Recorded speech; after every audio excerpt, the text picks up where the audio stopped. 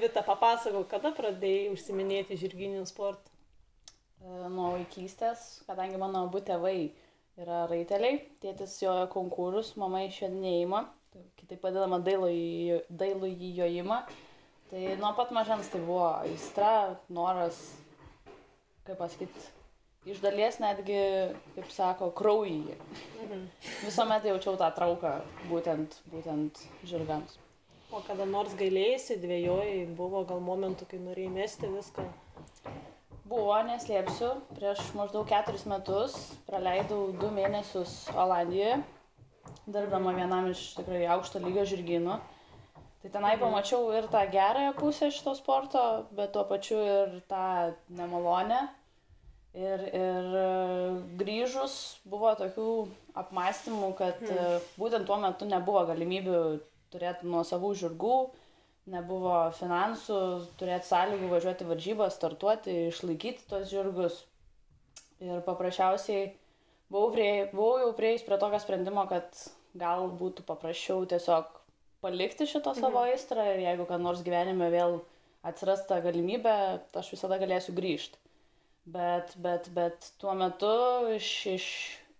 kaip iš niekur išdygo mano buvęs rėmėjas Nerijus Rimkevičius, pasiūlė tiesiog paklausė, galbūt aš galėčiau padėti jo sūnui. Turėjo jie ten vieną arkliuką, klausė, ar galėčiau aš ten porą kartų per savaitę pajoti, padėti, kad būtų tam sūnui lengviau. Ir aš net pačioj pradžioj sakiau ne iš to, kad nenorėjau jiems padėti, bet iš to, kad paprasčiausiai pagalvojau, kad jeigu aš vėl pradėsiu tą daryti, aš vėl užsikabinsiu ir vėl norėsiu dar ir paskui išeiti bus dar sunkiau. Realiai taip ir buvo, jau užsikabinai. Taip. Ir va tiesiog kažkaip tada paklausė antrą kartą ir sakau, nu gerai, bandom. Ir taip pasistatė su jais, net sakyčiau, ilga 4 metų istorija. O nežiūrint tavo jauno amžiaus, tikrai turi labai daug patirties šitam sporte, teko dirbti su daug įvairių skirtingų žirgų. Ar turi savo mylimiausią žirgą? Turiu ir ne vieną. Pagrindinį tai galėčiau sakyti, turiu tokius 4 turbūt per karjerą buvusius. Tai vienas pirmų žirgų buvo toksai Loxley. Jisai buvo pirktas iš tikrųjų kaip išjodinėjimo žirgas, bet netyčia atsirado pas mane ir aš su juo startavau savo pirmas tarptautinės varžybas ir gal jis ir nebuvo labai ypatingas šoklus žirgas, bet buvo labai geros širdies ir labai atviras, taip sakykime. O kiek tau metų buvo? 14 metų? Taip. Kai tik pasvajotų, taip? Paskui po jo buvo tokia kumelė GT de Blumert, su ja irgi buvo vienas tų metų, taip sakykime, aukščiausių pasiekimų tarptautinėse varžybose ir po to jau sekė mano Europos čempionato porininkė Quintas. Tai vat Quintas, sakyčiau, čia mano, žinau, kaip visi raiteliai turi tą horse of a lifetime vadinamą angliškai, kuris vadinamas gyvenimo žirgu. Tai vat būtent Quintas galiu įvardinti kaip jie, dėl to, nes atsirado jį pas mane, net, sakykime, irgi netyčia ir buvo pakankamai vėlu daryti tam tikrus kitus veiksmus, tai nusprendėm, kad aš pabandysiu ją joti, gal čia kažkas pavyks su ją. Ir ta mūsų istorija kažkaip rutuliojas ir buvo visko, bet galutiniame etape džiaugiuosi, kad turėjau ją tokią ir jeigu kas nors tik pasakytų, kad dar kažkada turėsiu tokią arklį, tai net nežinau, ar tikėčiau. Atrodo neįmanoma. Atrodo neįmanoma, taip. O kiek šiuo metu per dieną joji žirgų? Įvairiai, iš tikrųjų, tarp 6 ir 9. Iš tikrųjų, turiu iš viso, vadinkim, 12, už kuriuos aš esu atsakinga kartu su savo grūme Rugilė. Bet joti tenka taip po 8-9 dažniausiai, kartais mažiau. Tai papasako, kaip atrodo tavo diena, jeigu turi nuo 9 iki 12 žirgų, tai turėtų būti įtempta. Jo, tai pradedame visi kartu sustarę kiekvieną dieną 8 val. Ryto. Dažniausiai mano žirgai pirmieji eina į vaikštynę, turim 8 vietų vaikštynę. Ir kol Rugilė veda pirmosius žirgus į vaikštynę, aš jau einu, pasibalnoju pirmą arklį, einu joti. Ir taip visą dieną ir eina, kad Rugilė man tik tais keičia žirgus, aš nuo vieno ant kito. Turim 1 valandos pietų pertrauką. tai vis tiek biški pailsi, nėra taip, kad be perstojo. Bet pagrinde tai taip. Bet ne tik joji ir treniruoji kitus taip pat. Taip, dabar po biški pradedam daugiau, kadangi pasikeitė pas mus žirginė biški situacija. Tai šiuo momentu tenka ne tik pajoti, bet ir patreniruoti komandos narius. Pasitariam, pasikalbam kartu, pasistatom maršrutus, nusirenkam kartu kliūtis. Tvarkomės žirginę, taip pat visi kartu, nėra taip, kad pas mus išskirstyta, kad grūmai tik tai tvarkosi, o raiteliai nieko nedaro. Visi darom viską, kad būtų visi plius minus lygiaverčiai ir jaustumėmės gerai komandai. Tai neatsiejama žirgininio sporto dalis yra ir varžybos, tai tikriausiai važiuoji ir dalyvauji varžybos ir šiuo metu, ir seniau. Tai kokios yra tavo įsimintiniausios ir svarbiausios varžybos, gal gali papasakoti? Pagrinde tai sakyčiau, praeitas sezonas buvo toksai, kur šiam momentui 2 startai, kurie nugali viską, kas buvo prieš tai. Tai pagrinde buvo Poznaniai 4 žvaigždės vasarą ir dar Poznaniai kovo mėnesį 3 žvaigždės, kur pasaulio reitingo konkuruose visur šokau švariai ir greitai ir buvau prizinė. O topas tai Europos čempionatas, nes nuvažiavau su lūkesčiais, bet su daug mažesniais. Mano lūkestis buvo patekti į finalą, o kad svajot apie ten apskritai aukščiau negu 20 vietą, tai net nebuvo minčių, bet kažkaip pavyko. O gal turi dar didesnių svajonių? Olimpiada, pasaulio čempionatai, Amerika? Sakyčiau, olimpiadą gal kol kas nešaučiau į olimpiadą. Vis tiek tai yra, žinoma, noras būtų galimybės, būtų tikrai matyčiau ir suprasčiau, kad įmanoma, tai kodėl ne? Pabandyti čia vis tiek didžiausias sporto renginys pasaulyje. Bet taip tai norėčiau galbūt dalyvauti vadinamuose Briuselio Stefex Masters. Yra toks didelės varžybos, labai gerai organizuotas, šiais metais buvau pažiūrėti, tai nerealu. Ir manau, daugelio raitelių svajonė yra Achenas. Achene kiekvienais metais vyksta varžybos, daug metų tenai esantis stadionas, vienas didžiausių pasaulyje ir vien tas buvimas tenai jau atneša patirties. O prieš svarbius startus ar turi kažkokius įpročius, ritualus, talismaną? Talismaną, tai šiaip jau kai važiuoju į didelės varžybas ir su pagrindiniu arkliu, taip sakykim, tai labai keistą dalyką darau, bet nuperku visą laiką turkišką akį. Tiek savo, tiek žirgui užsidedu apyrankę arba kažką, arkliui ant kantaro arba ant krūtindiržio irgi, kad būtų, kad, taip sako, blogai akim nenužiūrėtų. Kai svarbus startai, aukšti konkurai nuo 1,45 m ir viršų, kas yra londžinai, tai dažniausiai tą dieną keliuosi anksti, taip paprasčiausiai gaunas. Atsikeliu anksti, praleidžiu tą dieną daug laiko su tuo arkliu, su kuriuo tą maršrutą šoku ir koksai 3 valandos iki maršruto aš būnu su ausinukais ir klausausi tokios, ta prasme, juokingai skamba, bet yra tokia grupė Cigarettes After Sex. Ir ten tokia rami muzika ir man visą laiką labai kažkaip aš užsiliuliuoju tenai ir tai va toks, gal sakyčiau, ritualas. O kaip susitvarkai su įtampa varžybiniai aikštėje, apšilime, kas sukasi tavo galvoje? Net nesakyčiau, kad labai daug tos įtampos turiu. Kažkaip man visą laiką pavyksta nesureikšminti to.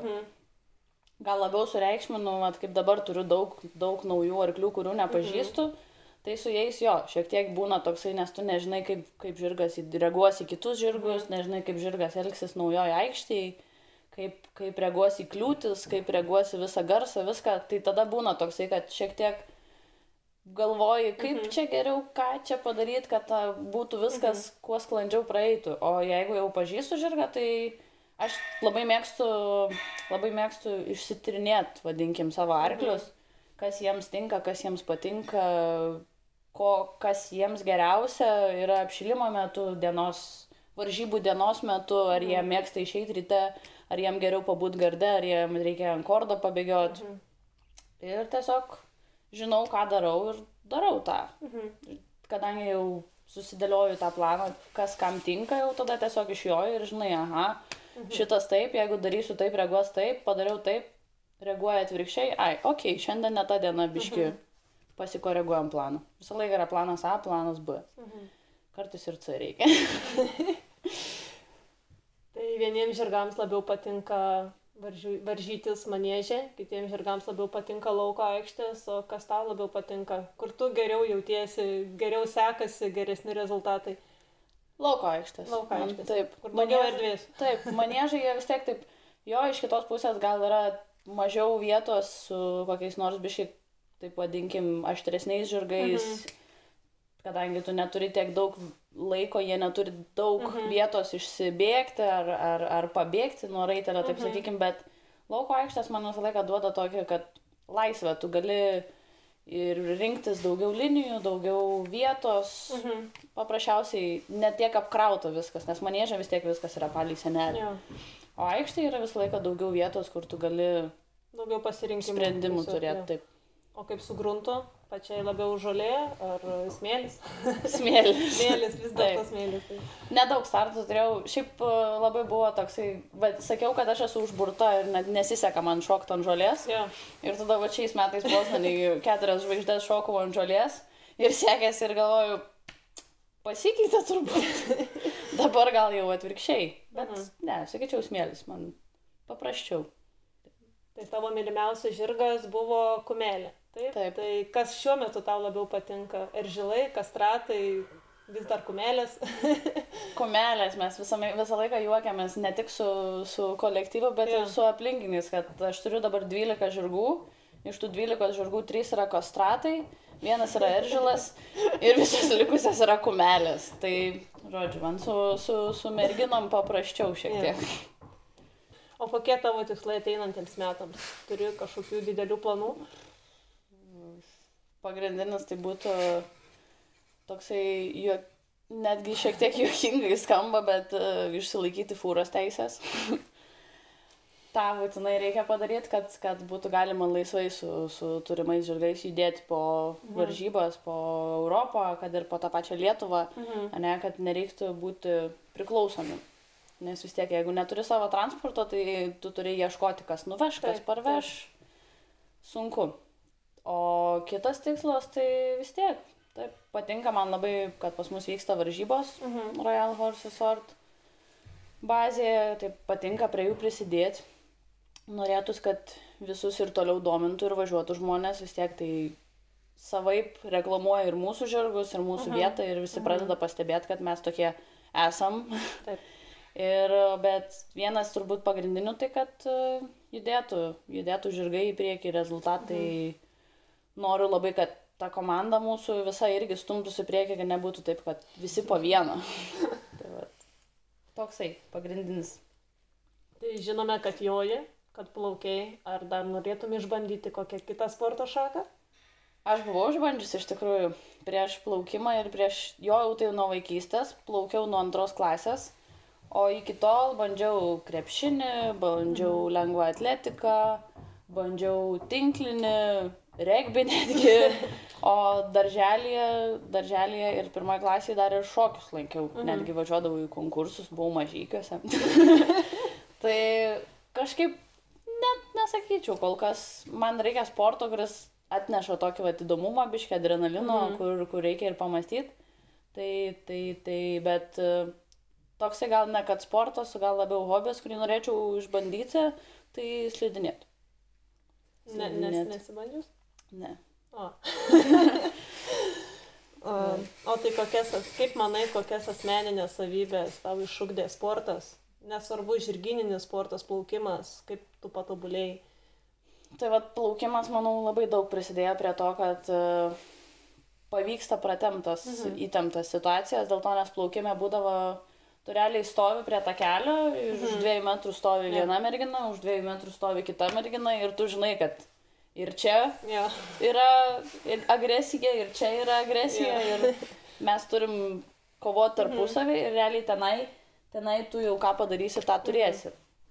Ir daug būdavo to streso estafetėse, plaukimo, kur tu žinai, kad darai ne tik dėl savęs, bet ir dar dėl komandos, tai daug davė viso to pliuso.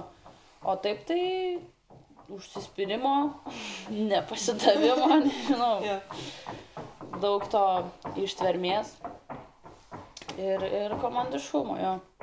O kaip mėgsti save motyvuoti, vis tiek sunkus darbas, sunkus sportas, būna ir blogų dienų, ir gerų dienų.